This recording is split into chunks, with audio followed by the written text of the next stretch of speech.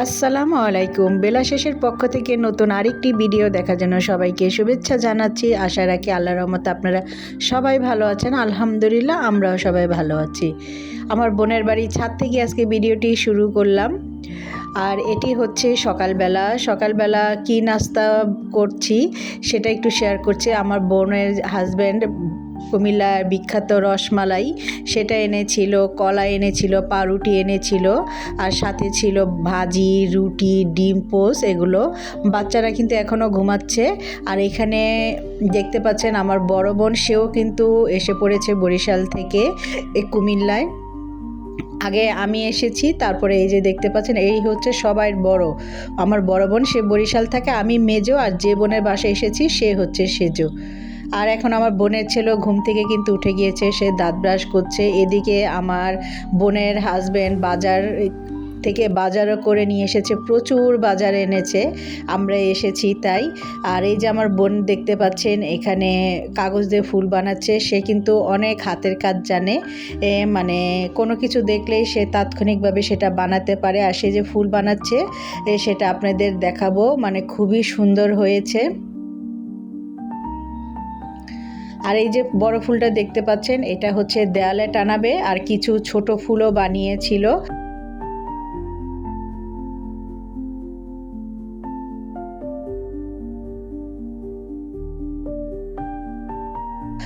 সেটা আপনাদের দেখাচ্ছি। এটি হচ্ছে টেবিল বা ড্রেসিং টেবিলের সাইডে রাখার জন্য। এই ফুলটা আমার কাছে খুবই ভালো লেগেছে। দেখুন কত সুন্দর হয়েছে ফুলটা।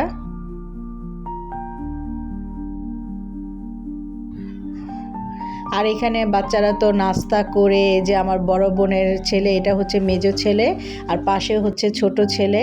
আর বড় ছেলেকে নিয়ে আসে নেই, আমার এই বড় বোনের 3 ছেলে, 2 ছেলেকে নিয়ে এসেছে, আর যে সবচেয়ে বড় সে আসেনি, সে বরিশালই আছে। আর এই যে আমার বোনের ছেলের যে পাখিগুলোকে একটু দেখাচ্ছি, তারা খুবই সুন্দর খেলা করছে আর চিৎকার করছিল। মানে পাখিগুলো দেখতে মানে খুবই ভালো লাগে। আর এখানে আমার বোনের হাজব্যান্ড যে বাজার এনেছিল সেগুলো আমার বোন তো নামিয়ে রেখেছে, আর আমরা 2 বোনও হাতে হাতে সব কিছু গুছিয়ে দিয়েছি। কেউ রান্না করেছে, কেউ কুটে দিয়েছে, মানে এভাবে হেল্প করেছি। আর আমার ছোট বোন তো একা এত মানুষের সব কাজ তো করতে পারবে না, তাই আমরাও হাতে হাতে করে দিয়েছি। আর আজকে কিন্তু অনেক কিছুই রান্না করেছিল, গরুর মাংস, ছোট মাছ, তারপরে বড়া, মানে আরও অনেক কিছু রান্না করেছে। আর এখানে আমার ছেলে আর বোনের ছেলেও কিন্তু একটু পড়তে বসেছিল তারা।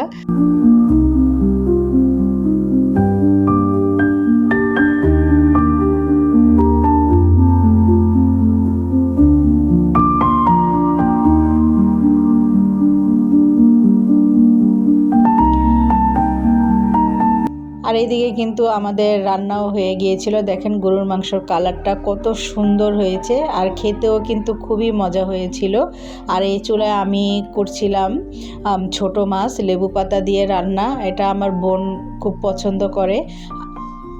আমার বাসায় আসলো, কিন্তু আমার যে বোনের বাসায় গিয়েছি সে সমস্ত ছোট ছোট মাছ খেতে খুবই পছন্দ করে। আর এদিকে এই যে ডাল দিয়ে তারপর হচ্ছে থানতুনি পাতার বড়া বানাচ্ছি। এগুলো আমি সব কিছু হাতে মেখে দিচ্ছি। আর এগুলো কিন্তু আমরা ভাজবো না, ভাজবে হচ্ছে আমার বোনের হাজব্যান্ড। আপনাদের তো আগেই বলেছিলাম আমার বোনের হাজব্যান্ড কিন্তু মানে খুব সুন্দর করে ভাজাভাজি করতে পারে। পরোটা, বড়া, পিঠা যেটাই বলেন খুব সুন্দর করে যত্ন সহকারে ভাজে। আর আমরা গেলেও কিন্তু খুবই যত্ন করে আমাদের খুবই আদর করে, আমাদের খুবই যত্ন করে। আর এই যে ছোট বোনের এই যে ছেলে, সে ক্যামেরা দেখলেই মানে লুকিয়ে যায় ক্যামেরার কাছ থেকে। আর এই যে দেখতে পাচ্ছেন এটা হচ্ছে বড় বোনের ছেলে, সে হাফিজিতে পড়ছে।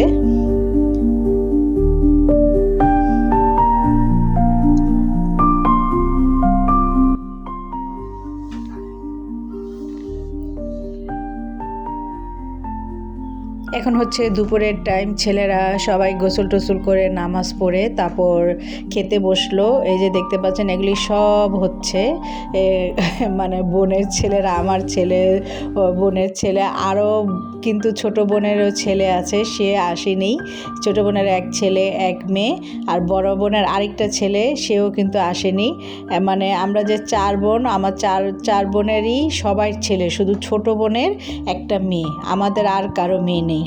আর এই যে দেখতে পাচ্ছেন আমার বোনের হাজব্যান্ড এই যে বড়া ভাজছে খুব সুন্দর করে। আর এইদিকে আমার ছোট বোনকে আমি একটু বোম্বাই মরিচের আচার বানিয়ে দিচ্ছিলাম। সে আবার ভাতের সাথে ডালের সাথে মানে আচার খেতে খুবই পছন্দ করে।